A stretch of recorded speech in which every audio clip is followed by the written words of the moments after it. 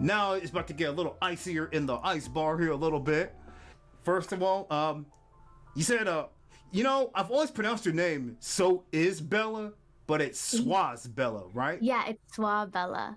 So Swa means bee in French, so it's like a French um I don't know, I just lost my train of thought. But it's French, so it's be Bella. It translates to be Bella, so I'm just being myself on stream. And that's like kind of like where the inspiration came from. Ah, that's what's up.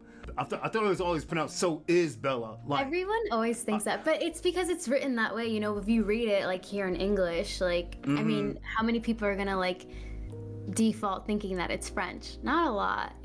Or soy, yeah. Senpai, that happens a lot. People like think they either say like so is Bella or soy for like Spanish, like automatically.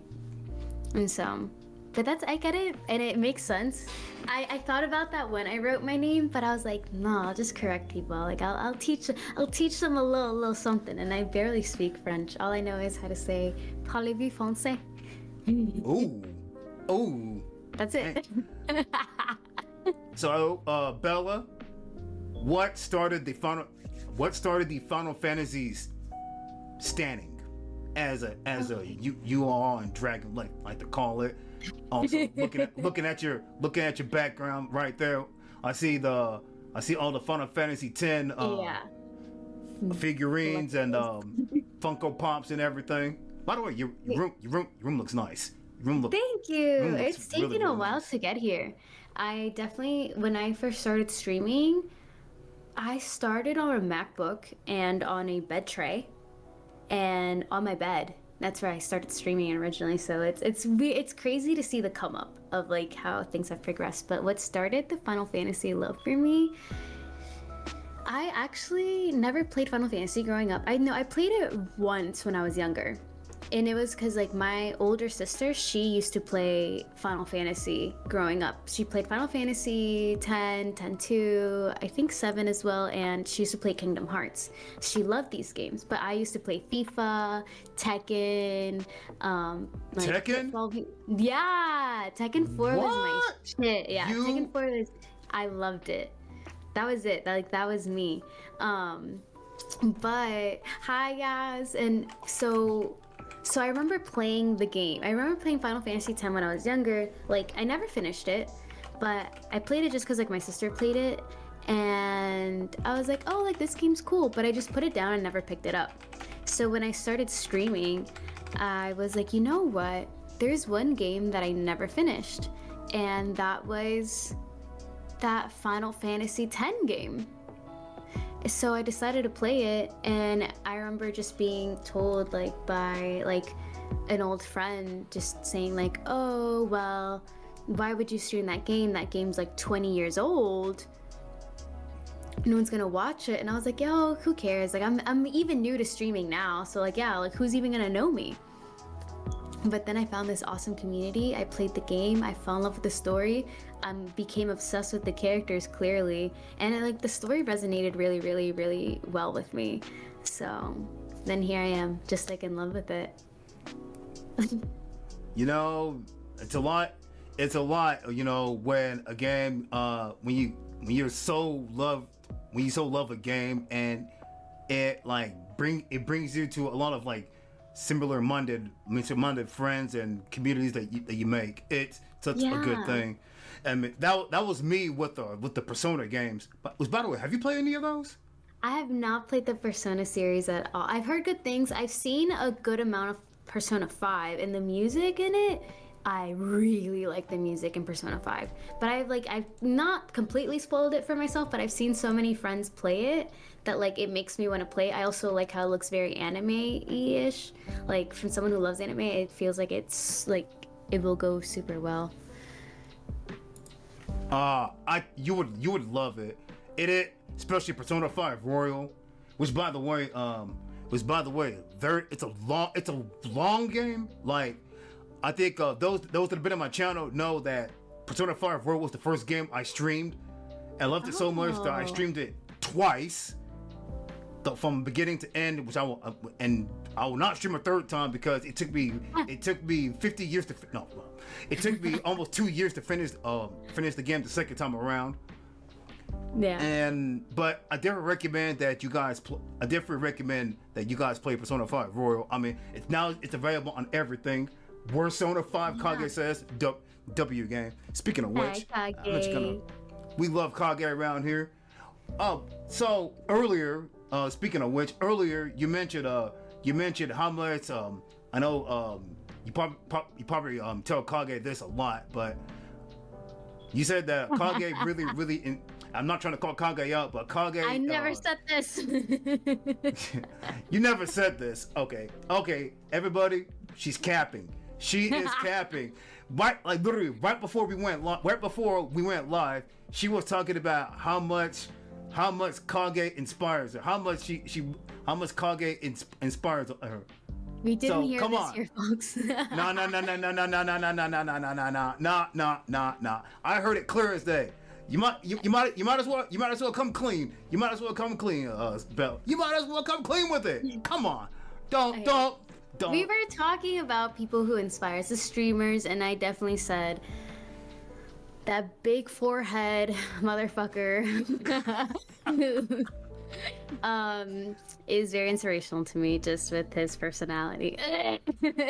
No, I'm kidding. Kage, yeah. Kage Boy is definitely someone that I definitely looked up to when I first started streaming. You know, he was very welcoming, his community was super welcoming, and I think I met him like a month or two into my streaming, and I said, oh shit, like this is the energy, this is like the vibes that I would like.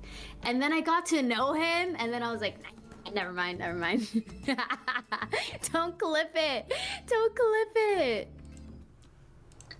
Wait, Kage, Travis, you said you like Persona 5 more than Elden Ring and Pokemon? That's crazy. Because I feel like the Pokemon games are like so hard to beat. Okay. I'll be for real. Pokemon games, they're long, but like they don't hold anything over the Persona games. Speaking of which, I'm playing a song from Persona 5 Royal right now. If y'all can hear in the background, I'll probably turn it up a little bit so y'all can hear it.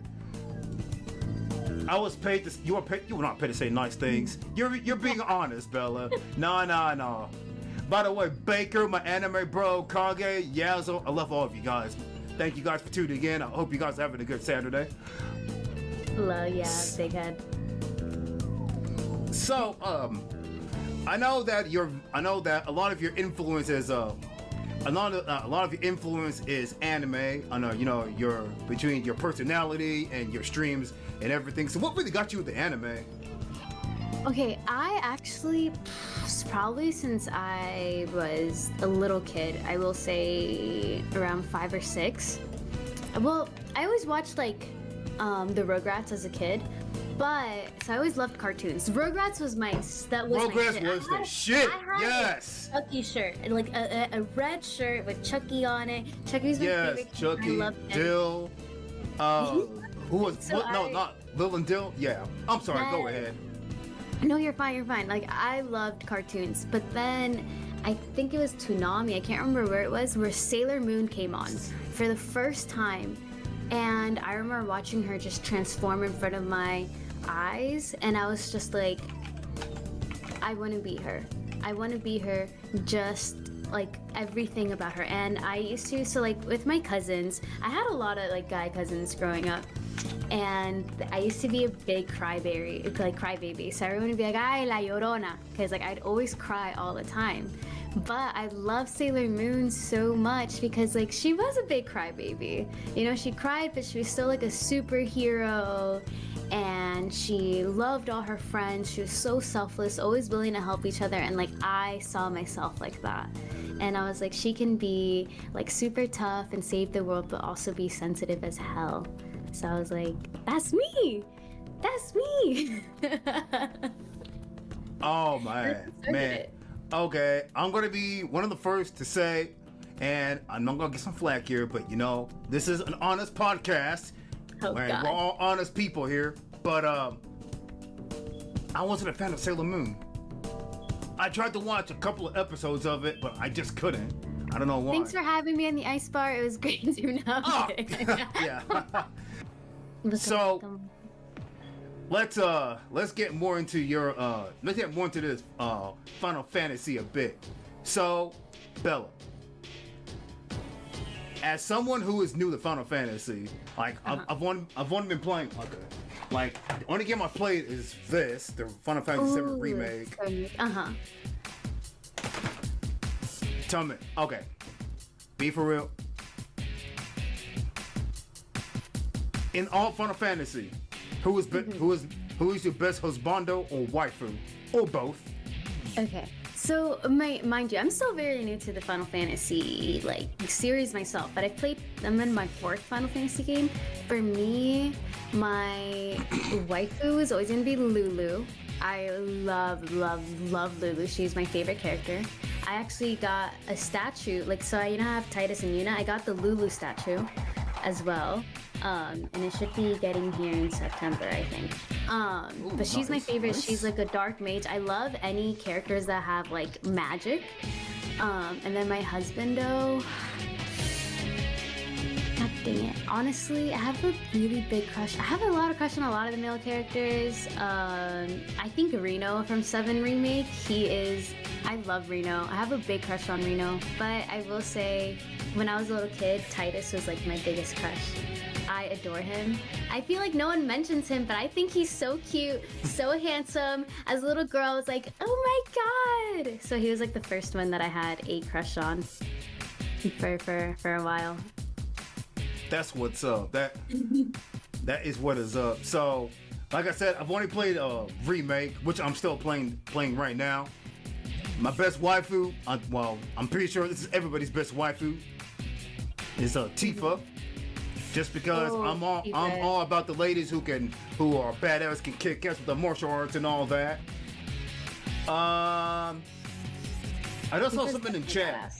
Miss Vicky Sky, as I call her, Victoria Skywalker, or Vicky Sky as I call her, says, I still can't get over how Bella cheated right in front of us and activated a limited trance. That was an accident. Okay. In my defense, I was button mashing and people were telling me, like, not hacks, but they were like, oh, just press certain buttons. And I started playing like my R1 and R2, whatever. And it gave me like a trance, which is like their like super ability in Final Fantasy 9. And then I just started beating up like a boss, like super like hard. And I was like, I just cheated. Wait, Kage, who had their chest out? Reno, right? Reno had Reno comes in 7 with like his ponytail, red hair, chest open. I was okay. I know who I'm talking about? I have a baby figure of him too. He's beautiful. Ooh, do you want to show all of us? Yeah, I'll because I like 7 Remake. I haven't played 7 OG, but 7 Remake is. I thought 7 Remake was really, really hard. But look at that. This is Remake. Look at that. He's a good boy. Titus, but yeah, both. Yeah, and Titus. Titus had his chest out too. Listen, he's beautiful. He was a player. He's probably a Gemini. You start out the game and you see him like flirting with these girls. Like that's how the game starts out. I'm like, okay, let that be me. Man, if I had hair, I'd probably dye my hair red too. You know what I'm saying? No. Anyway. I had my hair red one time like that. Like neon ketchup red. I dyed my hair like that once in college. Really? Yeah, I did. It was a look. Wow. I cannot see you with red hair. I really can't. You know how there's some people that like, if you see him with like a different hair, it makes sense. Mm-hmm. Yeah. I cannot see that. I cannot see you with red hair. Though you have the personality to match it, but I don't know. You and red hair, it just, I don't know. It just doesn't. No, it was definitely a very. I went through this like phase in my life where I just needed to like dye my hair. I think this is like when I was like, okay, so during that time when my hair was red, I also got like my big sternum tattoo. And this is when I was like, I think everyone goes through this phase where they're like, I was like, oh, I'm such a hippie. I used to have like feathers in my hair. My hair was red. And I got this lotus flower tattoo because I was like, the lotus symbolizes enlightenment. And I thought that I was so enlightened. I used to meditate all the time and I was like, I'm one with the world.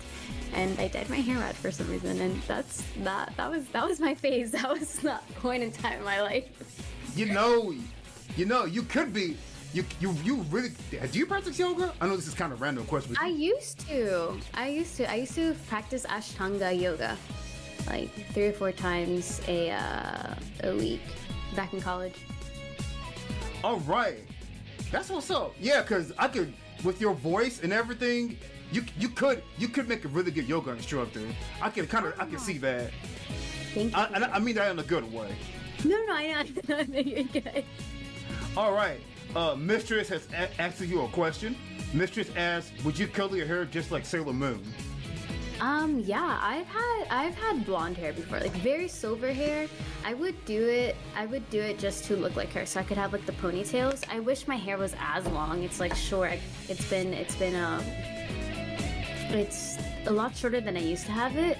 But I would like to style it and maybe go all blonde again, but it'll take some time before I get there.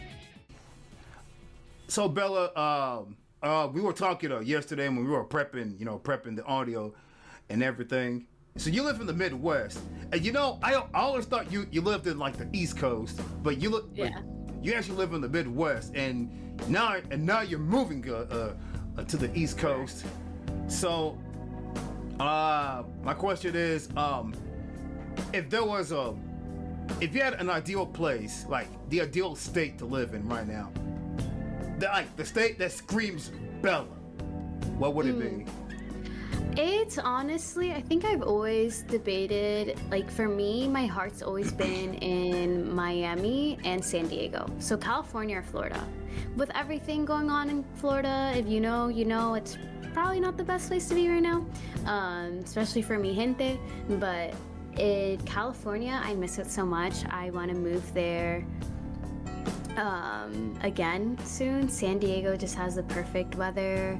I feel like it has the perfect people. I swear, just like everyone's so friendly in California, like in Southern California, not Northern California, Southern California. Once you hit LA and down, everyone's just like happy. And what I love about about being in California or even in Florida is how many people speak Spanish. And right now I'm in a point in my life where like I want to be feeling closer to like my roots, and I love being around like Spanish speaking people. It like helps me practice. Here in the Midwest, like I don't have a lot of friends here that like speak Spanish, and I'm just trying to like refill with like, I don't know, like recenter myself and like root myself down in a way. That's what's up. Gotcha. Baker City girls are always city up. Girl weather. Oh, so you're a city girl. I was gonna ask if you're a city or a country girl, but I guess we pretty much answered that question right there. Yeah, I've always lived in cities. I love cities. So Bella, I know that you are a huge mental health advocate. Yes. What would be your advice, to someone dealing with let's say someone dealing with a really tough time, not a lot of stuff, like a lot of bad things going in their life, what would be your advice to someone, put yourself in their shoes. Uh-huh. What would be something that you would tell them? Yeah, I think like at least like when I know my friends are having a hard time or I start having a hard time, I kind of confide in 2 or 3 people if I'm able to. I'm someone who really secludes myself, so I can't give too much advice. I only know how I do. But I tend to like be really introspective and like separate myself. Like when I'm feeling over emotional, I kind of just tend to like isolate myself in a way to figure out like what's going on and why I've been triggered this way or why certain things are affecting me, and trying to like be more introspective and like do that healing work. However, I would say that like you can't just always be going out, but like I know if I'm feeling sad or down, I do trust those like one or two people the most, so I don't have to like overextend myself. So like I'm lucky, I feel very fortunate enough that I do have like that one or two friends that are always there for me if I need something, and I know I can rely on them if things get really, really bad. So I would say like definitely like manage your circles and figure out like that one person or two people that you can confide in, that like you can always like ground you to like yourself when like you're in a funk that you know can pull you out. Because I do know sometimes like when you are sad, like everyone's always like just get out there, like go socialize, go be active, and it's like sometimes socializing is too much. Sometimes like being around with a lot of people is a lot. So you like need that like just like one or two is already it's a lot of work. So I don't know, just manage like the people and then like really focus on what will make you feel better. I started journaling again, and that's been a lot of help. So that's just kind of my advice, or like what I think. And Vibe, yeah, you are one of those two friends. That's annoying ass. That is some great advice. That is probably the best advice that you could give to anybody. You know, always have those two, maybe three people max that you know you can always talk to. You could tell them, you know, how you're feeling, you know, what's in your heart, and exactly, you know, I'm the same way. I'm the kind of person that I keep my circle pretty small to a certain group of friends. There are even there's a couple I know in real life, and a couple I've met on Twitch that have become some of my closest friends as well, that I can literally tell them like anything. You know? It's always, and whenever I'm in like a large crowd of people, like I have like a really low social battery. So like the longer I'm there, the more I'm like, I want to get out of here, you know. Yeah. So I definitely felt you on that. Mm-hmm. Inner circles are just, and it's not even a clicky thing. And I think a lot of people not socialize. They like put in like, oh, having an inner circle is clicky, but it's really not, you know. No. Like in this like internet world that we're in, like you really need to learn how to like who to trust, and you learn that through experiences, of course. And like the biggest quote that comes up in mind is the quality over quantity, you know. And that's how it is with friends. And even in like just 1 year of streaming, like, you know, the thing with like boundaries and everything, like I've learned, I always thought I was like set with boundaries and everything that I thought I had, but like you learn much more about yourself while you're streaming, you know, because like you learn different boundaries, you learn things that you didn't know you like, that you're okay with, you're not okay with, you're like just figuring things out. And like Draco, like Travis, like what you said with like people just vibe differently. There's one thing that I've said is like your vibe attracts your tribe. Your vibe attracts your tribe, and that, you know, like that's also the beauty of this, because you find so many like people that are like you and have similar interests, like that you wouldn't find if it wasn't for this platform. You know, so it's like a give and take. Exactly. You know.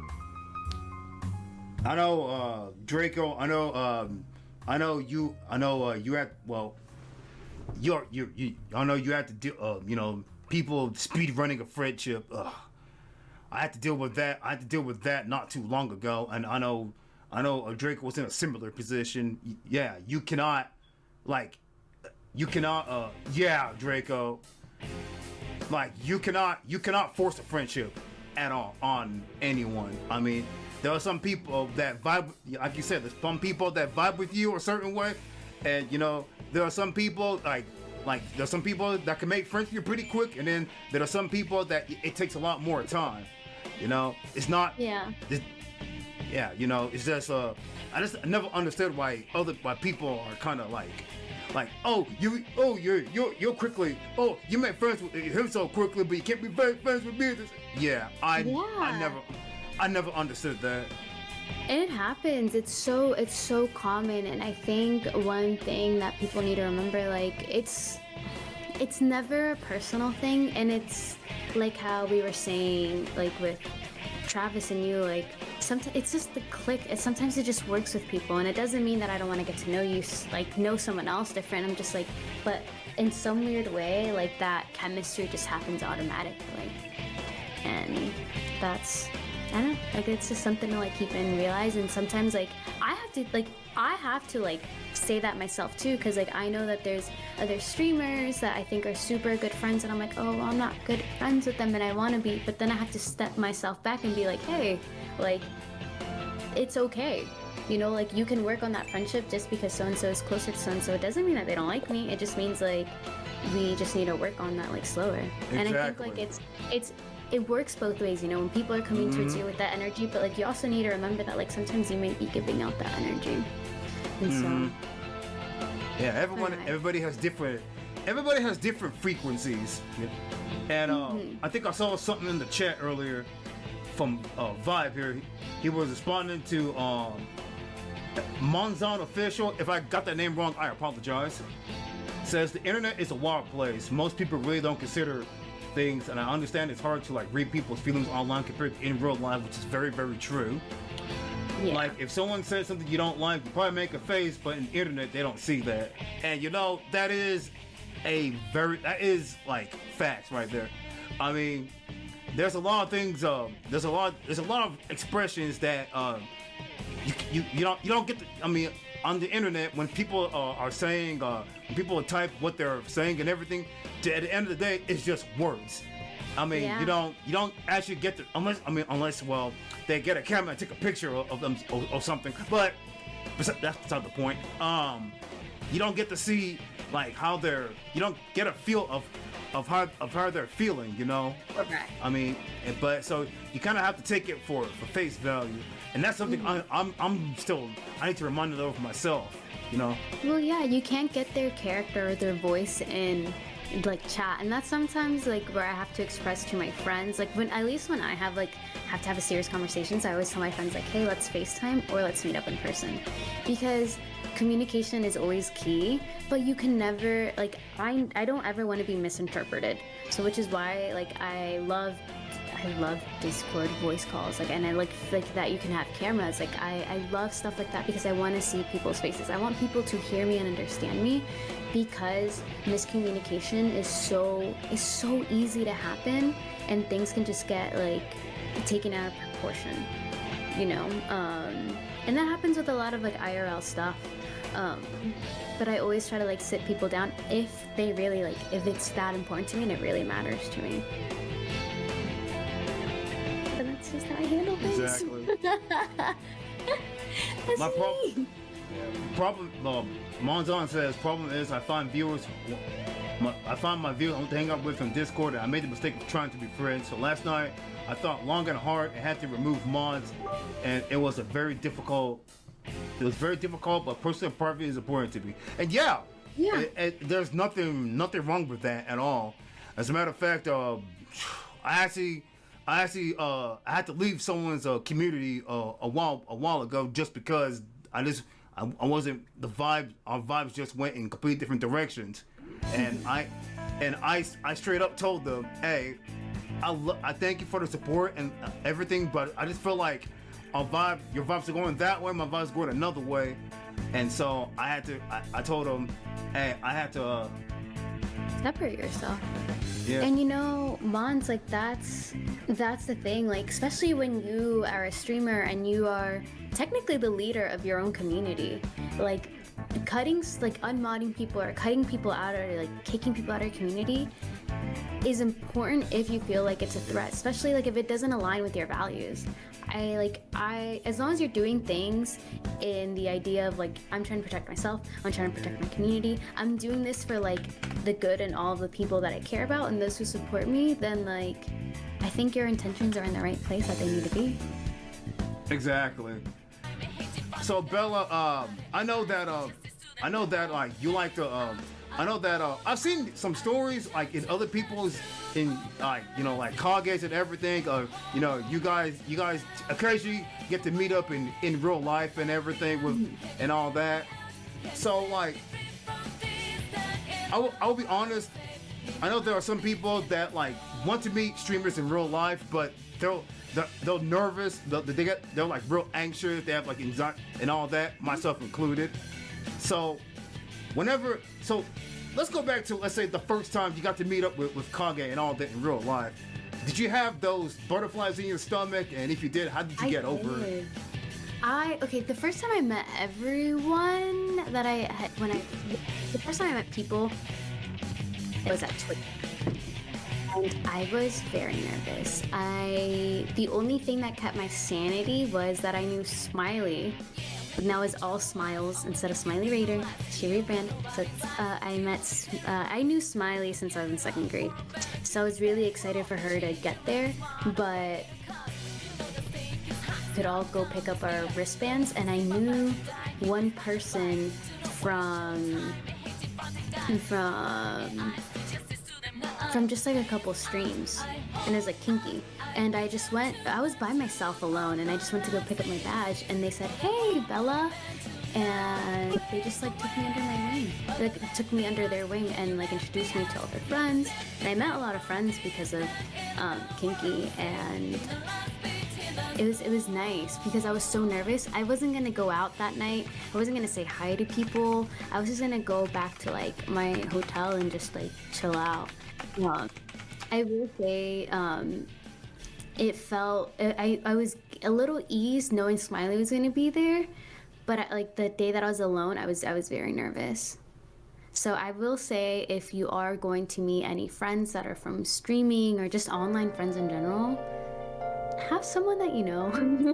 I think it'll ease it up. I know like it's a little scary, but I think we're all scared, and I think that's a big something to always remember. Like, just as nervous as you are, I think everyone is as nervous. You know, even like when I went to New York and I saw a bunch of like the friends that I had already seen, I was still nervous again because it'd been a while since I had seen them. So it's just like those little jitters, those butterflies, but it's also exciting and it's a fun thing. So before we get to the question, I saw something that Monzon mentioned, and this actually was something I dealt with in college, and I still have the scars from it. I had a viewer stalk me, but I decided to meet him and deal with it. First of all, man, more power. That is very brave. That is very brave of you, man. Brave. I mean, that's one of the dangers of content creating is having someone so obsessed with you that they stalk you like that. I know there's a lot of people that have dealt with that, and it's just creepy. Scary. It is very scary. And it happens to men and women. Mm-hmm, exactly. I had to deal with this when I was in college. I had someone that I met in college, and I helped. She didn't help with her homework, and I was like, okay, I'll help you out because I was really good with math, and I was really good at math. Everything, still am today. But it got to the point where she was literally how I found out every class I was going to, and like every day I would see her, she'd be in front waiting for me, and I'm like, yo, can I have my space, please? And then what really got creepy about it? There actually was a time where I went to use the bathroom in college, and to this day, this still scares the shit out of me. I was using the bathroom in college. I went to use the bathroom. I literally came out the bathroom, and she was right in my face. That's actually creepy. Yeah. And ever since that day, there's not a day that I can't stop thinking when I meet with, I'm like, whew. Yeah, because you never know which way it's gonna turn. Mm-hmm. And that's like the dangers of, which is why like I always suggest having someone that you know be with you, because you never know how a situation's gonna be. It's very nerve-wracking. I saw a lot of guys cleaning the girls like that in college. Dude, it is crazy. It is like seriously, I don't want to talk about it anymore because I get No, you're I get scared just remember. Anyway, yeah, like guys wait outside the washroom for girls who have no interest. That was me. That was me in college, man. And I'm not gonna lie to you, that made my college life a lot tougher. Right, because you were scared she was gonna show up whenever. Mm-hmm. I could be in the shower, and then I would literally be shaking coming out of the shower because I would think, oh, what if she shows up and what if she shows up while I'm getting out the shower, you know? So yeah, especially bed places, because you how do you know you're safe? Mm-hmm. And it drove me like I literally had to go to therapy because of this. 'Cause I was so paranoid. Nice. Well, thank you for sharing that with us, because that's tough. That's tough. Yeah, but at the same time, I know it sounds crazy, but I'm thankful for it. I'm thankful for it because it taught me a lot about it taught me a lot about, you know, the kind of person it taught me, you know, about like, you know, the struggles with dealing with like mental health and everything. Mm-hmm. And I think in a way that experience is what led me to, you know, be an advocate about mental health as well too. Correct. And everything. Yeah, because that was like a big impact on it for you. All right, Bella, I have let's get back to the good vibes here. So No, I have good. one more question for you before we switch it over. Okay. If you have any advice for someone who wants to get into content creating, what would it be? What would you tell them? If they wanted to start streaming like us, the biggest thing, personally, is to play games that you yourself love. You should always do something because you love it. Content creation is very hard to start loving, but it becomes easier when you're playing the games and doing things that you're already enjoying doing. For example, like I like Final Fantasy, I love Valorant, sometimes I'll stream Valorant, but it's because it's games that I like doing. I think that people are so like, oh well, what's the most like thing that's gonna get me attraction? What does everyone want to see? And it's like, maybe what everyone wants to see isn't like what's gonna make you the happiest, you know? So play things that like make you happy, and then after that focus your attention towards like other platforms, because it's really hard to grow on Twitch. Unfortunately, there's no like visibility ways to help you out here in Twitch, so TikTok's a really good thing. That's something if you like want to do more content creation, of course, but the biggest thing is honestly like do what you love, stream what you love, stream what you like, what actually interests you, because I can guarantee you 100% everyone, all your viewers are going to notice how happy you are, and people tend to be around you more if you're happier than like if you're like playing a game that is super popular but you're like, ugh, I fucking hate playing this game, you know, like, or you're just angry the entire time. Like I don't know, like I just think that like people are like, oh my god, like he or she or they them, like they love playing this game and I like being here with them because like it's so fun to be there and like see that excitement. Like I love being in streams where I see like a streamer that like is genuinely passionate about what they're doing. So passion, excitement, and That love. is some excellent advice, and that was something I learned, and that was something I learned first. Something I learned firsthand when I started streaming was that when I started, I was playing a lot of the games that were popular, but I myself didn't like them. And if I didn't like them, how would the audience, how would my viewers enjoy? My audience wouldn't enjoy me not liking the game. They wouldn't like that. They like to. Correct. They come for the stream. They didn't come for the game. So that's what. And I'm more into JRPGs and of course fighting games. Speaking of fighting, well, I'll get into that a little after the at the end here, and all that. And fighting games and platformers are my thing. So that's why I only stream those. And I've had some people suggest some games to me, but I'm at the end of the day, you know, now I'm like, nah, it's not the kind of game not the kind of stuff that I'm into. You know what I'm saying? Right. And that's totally fine, you know? That's why it's like, you just gotta find what you love. And like, Exactly. obviously you have to try games to realize if you like them or not, but like, you can kind of get the vibe when you see a game, you're gonna be like, maybe I don't like this. Maybe I like this. So, It's time for the time. Time for the time. If I can English, it is time for the spot where the roles are now reversed, as you guys always do, as we always do here in the podcast. So Bella is now the host. I'm now the guest. Bella, as I told you, you get to ask me one question, and I told you to think about it. So now, the floor is yours. okay. This question is gonna be more of an introspective question for you, okay? Okay. So self-reflect. So when do you think you felt like yourself, like felt most like yourself in life? Wow. That is a very good question. I think the time I felt more myself would probably be. I gotta think. I'm gonna say it's probably. Whew. Yeah, kind. That is a very intense question.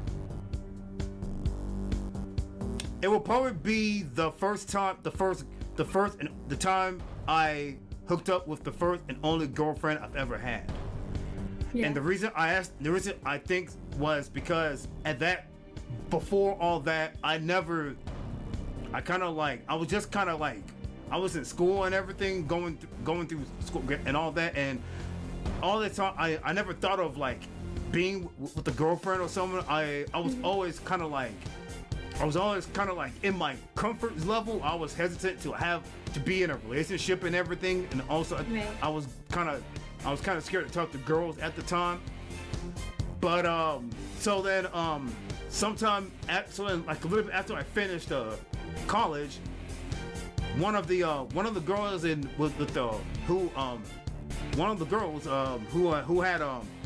who had been talking to me said, "Hey, let's go out and see a movie." So I was like, "Okay." So when I was preparing, you know, for the going out and everything, I was thinking, okay, maybe she might bring some friends and everything.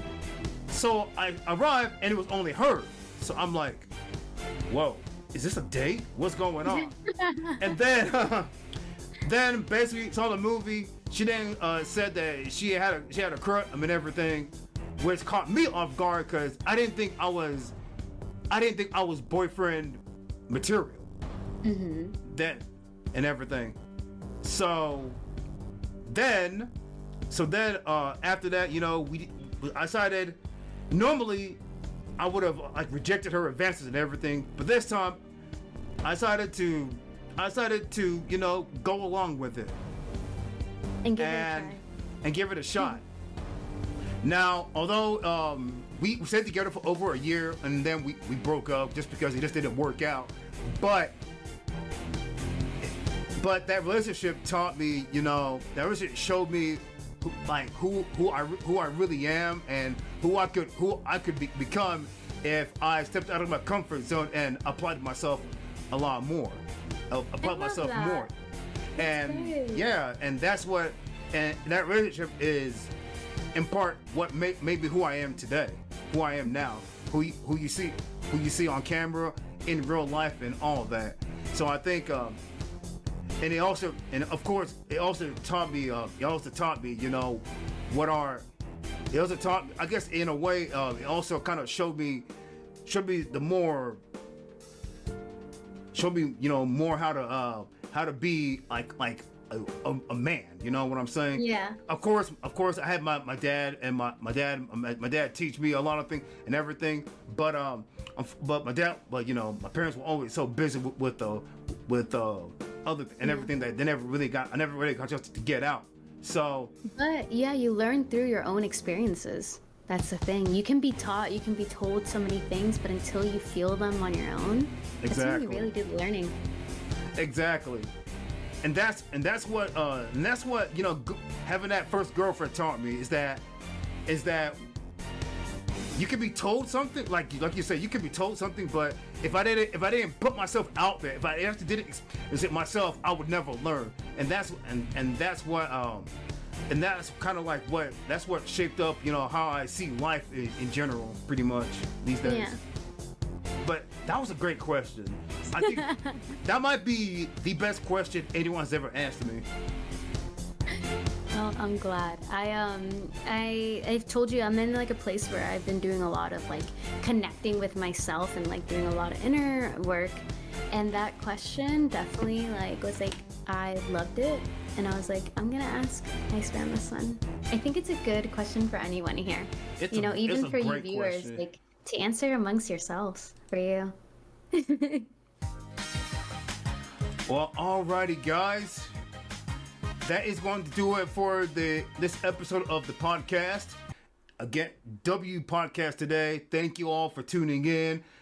Miss Jolly, I don't know if you're still there, but thank you for the modding and everything. Thank you for stopping by. Thank you, Silverstone, all the VIPs, all the follows, everything. And with that said, y'all take care, everybody.